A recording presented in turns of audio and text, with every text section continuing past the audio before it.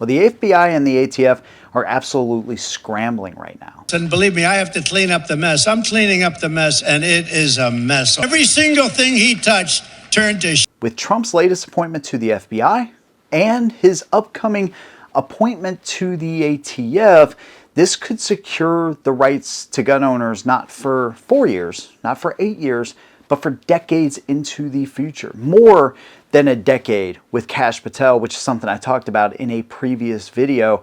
This is actually pretty significant if we are to believe that this appointment is coming to the ATF. Now, of course, I'm going to give you my opinion on both of these things and how it will benefit gun owners. And of course, I want to hear from y'all. Which one of these appointments do you think is the biggest or most consequential to gun owners? Of course, letting me know whether you agree it's positive or negative, or maybe any concerns that you have about these appointments going forward. Let's go ahead and jump right into it. Now, the first one, I got no doubts about. Let me just go ahead and say.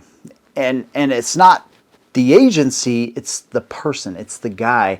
That is Dan Bongino. Now, he is a highly respected conservative, millions of listeners, huge channel over on Rumble. This is a guy that you can't help but like because he is so forthright and forthcoming with his beliefs. And we're not just talking about his beliefs in catching bad guys. We're talking about his beliefs in protecting the Second Amendment. So you have Kash Patel, somebody that's already talked about gutting, essentially, the FBI, or at least the J. Edgar Hoover building, and getting those guys out there into the field to catch bad guys. But now you have Deputy Director Dan Bongino to oversee the day-to-day operations. Now, I've already talked about how the FBI affects gun owners, right? The NICS background check systems and essentially spying on gun owners and spying on Americans. Dan Bongino is not a guy that is going to stand for that. Now remember, all these federal employees, they're supposed to be kind of turning in their resumes, their weekly resumes. What are you guys actually doing that justifies taxpayer money? Same way with the FBI and a guy like Dan Bongino that is going to look at agents and, of course, support them and, essentially have their back, or at least the ones that are focused on catching bad guys, catching criminals, not focusing on using FISA to spy on gun owners and Americans. This is like big time. I mean, this is big time stuff right here. These are names that you could only kind of dream about being not part of the swamp, but actually clearing the swamp out. Finally, this is in a better direction than what happened 8 years ago with Trump the first time. As far as some of these appointments, I mean, these are people that can very much actually clear the swamp. And of course, Trump knows more about this stuff too.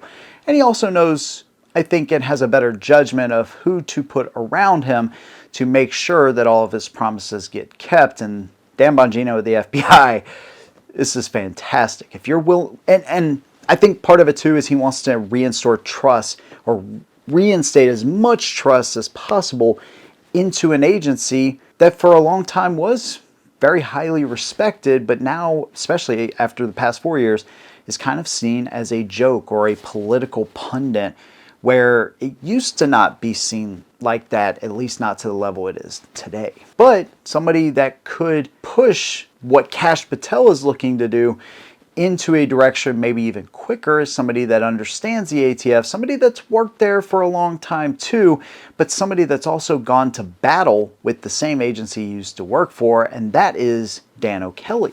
Now, on the surface, some people are going to hear that Dan O'Kelly worked at the ATF, he's a law enforcement. How much can you actually trust this guy? And look, he may end up surprising us all, but from what I've seen, a guy that's willing to go to battle with the ATF and go to battle for gun owners that are facing really serious charges, this might be an ally that you actually want. So a couple of the cases, there was one guy that was caught buying a receiver from an undercover ATF agent. Again, here's part of the focus, right? Not only shifting focus away from selling individual receivers to people on the streets. Like, what the hell are we doing? Well, anyways, this guy is facing charges. Okay, well, Dan O'Kelly comes in as a paid witness. He says This is not a firearm. This guy is a felon, but he didn't break any laws, right? He bought a piece of metal. There's so many components that have to be added to this to even consider it a firearm. It actually gets better from here, by the way, so just hear me out. There was another one where the owner had like 6,000 polymer lowers, right? Well, this happened out in California. They said that he was illegally selling guns, ARs, whatever. Well, O'Kelly comes in and says, no, these don't fit the definition of frames or receivers. He even goes further and says that the 1968 Gun Control Act, you can't classify an AR as a frame or a receiver. It's two parts. It's an upper and it's a lower. But neither one of these components can fully house all the parts that are required to make this an actual firearm. That's true. So he said over 60% of the guns in America can't fall on the Gun Control Act. And the ATF has basically been trying to fit, and I think these are his exact words, a square peg into a round hole to just make it fit. And that doesn't fall in line. He talks about older guns, serialized guns, guns that weren't serialized before 1968, that a lot of Americans still buy. We weren't worried about serialized guns because when you understand tracing, it makes perfect sense, right? Tracing only tells you the first buyer of the gun. It doesn't tell you who pulled the trigger. Exactly, right? Again, it doesn't give you the information that's needed. There was another YouTuber, I think it was Gun Guy TV, that asked him, hey, how many cases that you can remember were solved because you were able to trace a gun? And he said, hey, I can't remember them all, but from what I can remember, I can't tell you one time where a trace led back to basically solving a crime. It's pointless. And he's had like 4 of these where he's been in defense of gun owners and gone against the ATF, his former employer, to the point where some of his former colleagues don't even answer the phone for him anymore. And while he admits that stings, and he also admits, I don't want to be arming criminals, but under your own definition, these things do not fit. And according to his own definition, he admits to being the most pro-gun person that's ever worked at the ATF. So, what does this mean for me and you? Well, I don't think you get abolishment with a guy like this. What I think we could see, though, is somebody that understands how the Gun Control Act has been used for more than 50 years now, I guess at this point, to demonize, arrest, take the lives, harass, and convict gun owners all across the United States unjustifiably. So what you may get may be elimination of the Gun Control Act, maybe something else put into place, or maybe rewritten to actually have real definitions to define firearms, meaning ghost guns, frames and receivers, lowers, 80%, all that would poof, go away. This could lead to one of the more significant things that we've seen as gun owners in our lifetime, which would be the elimination of the Gun Control Act, because he said this several times. O'Kelly understands that this does not apply to most firearms. Now, his other goal with the ATF is to reinstate trust into the agency. Does he get that?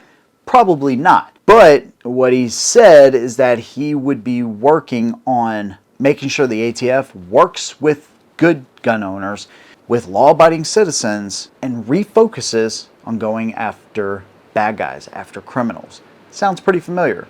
Just like what we will see with the FBI. Having somebody in place that has no political motivations and is far from anti-gun, like Dettelbach was, sounds like a real nice change of pace. And while there's much to do, there's still, you got to have time to do it, right? This stuff didn't happen overnight.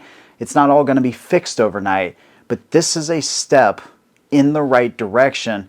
I'd like to see Kash Patel still involved with the ATF in some way, right? Some kind of oversight to make sure that gun owners are first and foremost protected, rights restored, but also the focus is put where it should be, not on simple clerical errors that FFLs are making. And Dan O'Kelly seems to be a guy that understands that. And like I said, I think it speaks volumes for somebody that's gone against the ATF and stood up for gun owners when they were facing some pretty serious crimes, jail time and all of that, and to the point of even losing friends, he's gone to battle with the ATF. To have somebody like that there is a step, I think, in the right direction. But of course, we got to keep all these guys accountable, because that's why we vote, right? And then we have to stay vigilant after that. And I believe that this might be the step that we needed, man. This is like I thought it was like a trifecta effect, essentially, to protect gun owners, but this is like a quadruple collaboration to ensure gun owners are taken care of for not only 4 years, not only 8 years, but for many more decades into the future. This could fundamentally change gun control laws and their inability to even pass stuff like this well into the future. This might be a pretty big deal. So there you go, man. That's where I stand on it right now. And of course, I'd love to hear your opinion. Which one of these confirmations, assuming that Dan O'Kelly does get confirmed, by the way, his name is like at the forefront right now, but assuming he gets put as director and then maybe eventually gets confirmed, let me know which one of these confirmations more beneficial, really, to gun owners. Leave your opinion down below. If you like what I do, consider subscribing. See you in the next one. And as always, hold 'em down.